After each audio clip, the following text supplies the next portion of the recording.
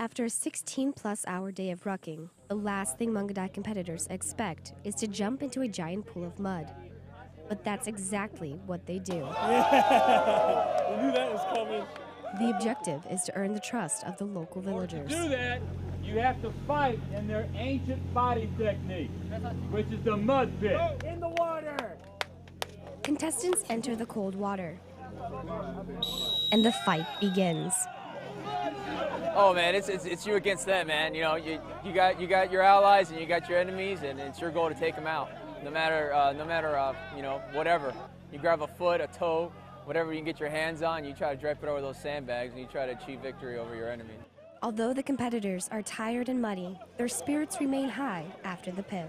Oh, it was great. Definitely a little intense environment, but that's what the warrior mentality is all about.